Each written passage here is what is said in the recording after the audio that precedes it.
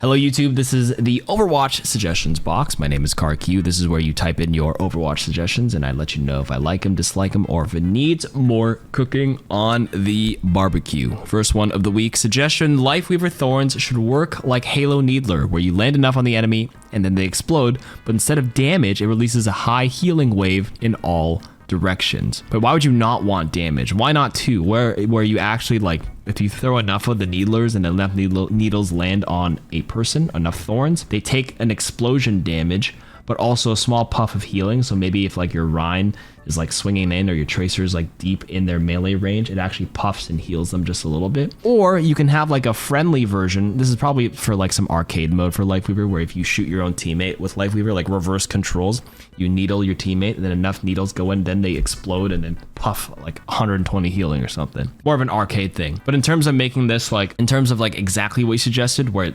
dealing offensive thorns on an enemy and instead of doing damage, why would you be healing them or healing in all directions? That means where's your actual threat? How do you duel a flanker where if you just shoot a Tracer in your face and you get enough of them on it, it just suddenly poofs out healing instead of her poofing out of existence? I think the base idea is fine, but like, no. But no, in terms of just like only offering healing, you need offensive threat or else the hero becomes like a zero damage, no proactivity kind of hero. It's already kind of like that, which is why people don't really like to play him, because it's hard to convert wins, but you know what I mean?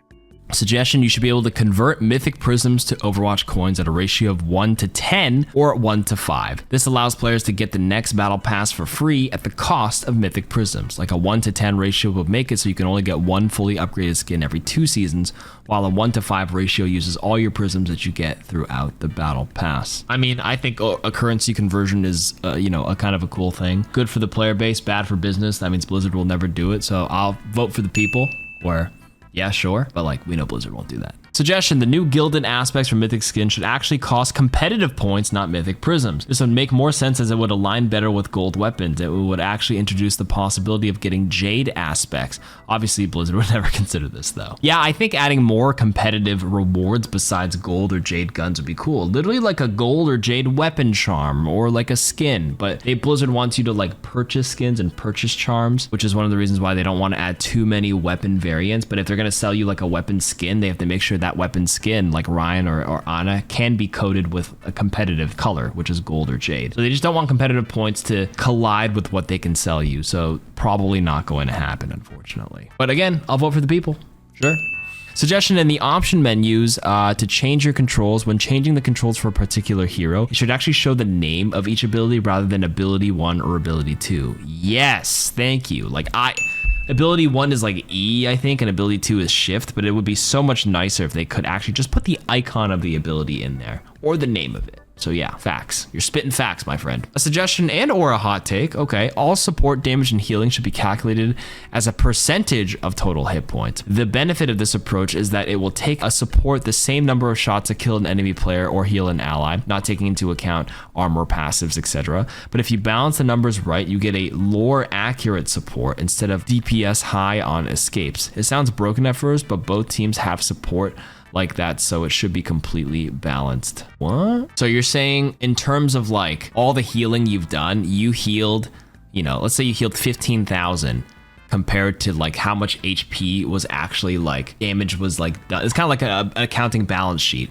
It accounts for all the damage calculated. So collective damage from a team, if you add up all the damage, like let's say the tank is 15k, DPS 15k, 15k, 5k, 3k, that's like, you know, 53,000 damage done throughout the game, and then all your healing done you can see, and then it'll kind of do weigh like a percentage between the two. I don't think that would be good on the scoreboard at first, because intuitively it's nicer to just see the amount raw numbers you've done, but more of like an advanced stat sheet after the game. Total damage done before reductions, total healing done, how much healing was done as a percentage based on passive healing or via health packs, via other abilities, and then how much was done via your thing. Yeah, I think that'd be kind of cool, but only for an advanced sheet, not for the quick at a glance version in the game. Suggestion: what if Push had 2 robots, and instead of playing tug of war with one, teams essentially race them while trying to hinder their opponent's progress? Though I feel like this would work better with 6v6, with 3 defenders, pushers of each role, and 3 disrupting aggressors. Robo Racers mode for season 15? I think something like that would be even better with more people, like a fun ground war, 10v10, 12v12 arcade mode. But obviously the memory of the game wouldn't allow that many players and abilities to be active in the game at once. But, you know, splitting too much focus on multiple objectives won't be good. People don't even team up for one single objective. Now you have 2 to work with. I think that'd be a little too chaotic and wishful thinking. Suggestion: Zenyatta's Transcendence should slow enemies if 3 or more are caught within its radius. I found it weird that Zen doesn't have some sort of Discord effect during his ultimate. I feel like a mild slow effect would give Zen a niche bonus while keeping the support identity of his ultimate changed. I don't think I've ever thought of that, where you give, like, Transcendence is just kind of like, you know, he gets invulnerability, lots of movement speed, and he is just a pure defensive ultimate. But you can take the risk and like fly into the enemy team to kind of AoE slow them, and make sure you leave on time, because as soon as your shit ends, right, like, you're basically invulnerable, so you're sitting duck, so you can't stay in there for the slow for too long. I actually don't mind this change. It's a very mild change to Zen to kind of like evolve him with the game. It's been 8 years, and a lot of old heroes slowly get updated over the years. For example, Genji Deflect not being cancelable, it's cancelable. Reaper Wraith form not cancelable, it's cancelable. Quality of life things like, you know, Pharah after Barrage gets all her ammo back. So Zen getting a mild slow on the Transcendence, never heard of it, and I actually kind of like it. I'm gonna say yes. Suggestion for maps: you want to do it, we should do it like old Call of Duty. This would be the voting system. You would have 3 map options. Map 1 Havana, map 2 Kings Row, map 3 random. The whole lobby votes on them, and then you play that map. It would make sure you play your favorite map and avoid maps that no one likes. I do think some sort of map voting system is probably in the works for Overwatch. There's like 40 plus maps in the game at this point, and I do think a system like the old COD, like you suggested, or like the old Halo, where you get one and you veto it and get a random one, wouldn't be a bad one either. I think the moment they start adding like 3 or more maps for, like, you know, Flashpoint and Clash, I think we can start looking at a system like this. I would like this. I don't actually mind the complete randomness right now, but I don't mind, like, I would also equally not mind or actually encourage like a map voting system, so you can sort of pick and choose what you want. It would simply just be better than complete random, because if you're going to get this map and you didn't want to play it, at least some players have the option to vote it out. But it would suck if you like the map that people don't like and it always gets voted out. But then there's a chance that it could be picked as the secondary one. I don't know. There are definitely pros and cons, but I'm okay with this. Suggestion: add an audio cue for when your armor is depleted, like how shields have an audio cue when shields are depleted. All you need is a cracking sound. Wait, there's a sound cue for when shields are depleted? I didn't even know that. As long as it's clear that it's a cracking sound for armor and it's distinct enough, sure. But there's already a lot of audio bloat and audio clutter and visual clutter in the game that needs to be cleaned up. I'd just be wary and cautious, because there's a cracking sound for when like a shield cracks, for Reinhardt, or like the Winston bubble and things like that. And those are more important cues than losing your armor. Or maybe that sound is only local to you and is very distinct. You know what? I like it. Let's do that. Suggestion: bring back the archive missions. I'm sure they would be not very popular, but they have mission tabs with only 3 maps. Just put all the previous PvE content in there and call it a day. I mean, yeah, if they have the bandwidth to do it, but the question is bandwidth and like game size. I think when they remove stuff like that, it's like removed from the game, so it doesn't cost people like a download size and keeps their game kind of like realistic size. I don't know how big Overwatch is as a whole if I were to re-download it right now, but I think it's like 30 to 40 gigs. Kind of reasonable in 2024. I don't play COD anymore, but I remember downloading COD like 3 or 4 years ago, and it was like 150 or 200 gigabytes. So if they just, you know, put stuff up there and call it a day, like, are people even playing it? Are people engaging with it? Like, what's the point? It's just cost, you know, optimization and network and flow and stuff like that. So it's a logistics problem.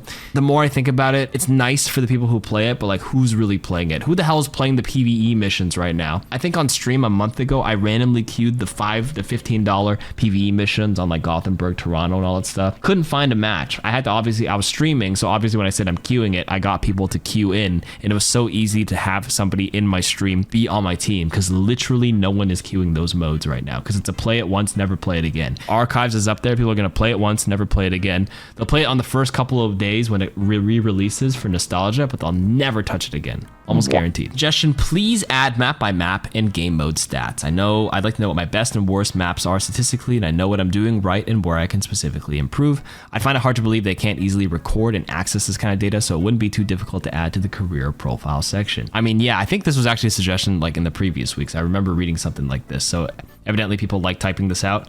I agree. I've always said, dude, map by map win rates would be so helpful. I manually tracked my win rates on each map and everything in season 9. And it was so interesting to see how my win rate was like 83% on Circuit Royale, like 18 wins, like 4 losses or whatever. But I was also like 3 and 15 on Oasis. And then once I was hyper aware of that, I changed my approach on Oasis, played a little safer, played at a little different angles, and I brought my win rate up at the end of the season to like 44%. I find it hard to believe Blizzard already, you say easily record. I feel like they already have the data. It's more about whether they want to display it or not, and they need to send somebody on the career profile statistics page and revamp that, but the resources are evidently allocated elsewhere. But you know, I'm advocating for this all the time whenever I see it, so yes. Suggestion, add a view map option so that I can view the layout of the map and plan accordingly. There are a lot of places that a standard player might not realize exists, but they're not encouraged to go to these places either, since it could end up being a dead end and they'd have to waste all that time walking back instead of aiding their teammates in the fight.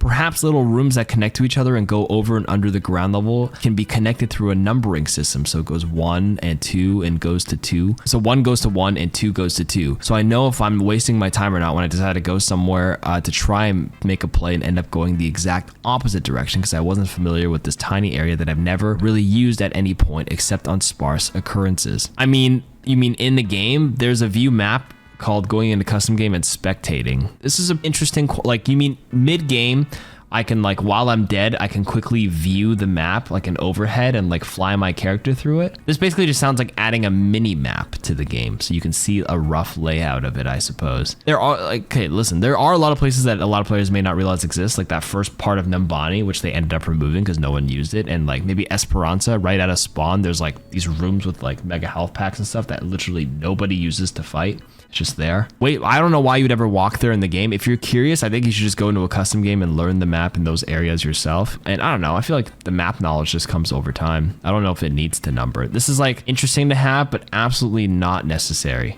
The game is already very simple by nature. While it seems really like helpful, like I think adding extra numbers and mini maps and view options would actually confuse a newer player more than help them. This is kind of like nicer for the intermediate player, but at this point, just go to the custom game mode and hit spectate, and or just play Tracer with no cooldowns and blink around the map till you memorize it. Suggestion, add a minor fire damage over time or dot to Reinhardt's fire strikes on a direct hit. Why call them fire strikes and not give them some sort of burning effect? I don't hate it. You might have to lower the base damage a little bit. I think a lot more people appreciate like a raw burst, and the small damage over time is just a nice little bonus. But yeah, I feel like you could, and it wouldn't hurt the viability or make it too annoying to play. It definitely does delay the amount of time before your support passive, or the global healing passive kicks in, because you have a little dot over time, and something like that would complement a Mauga shooting at it. Although now that I think about it, you can't have a Rein and Mauga on the same team unless you're playing the new 6v6 mode that's coming out next month. Yeah, I've always been an advocate for like more like elemental effects, more burning effects in the game, more ice effects, more lightning effects, and having a little bit of elemental weaknesses. Very, very, very minor.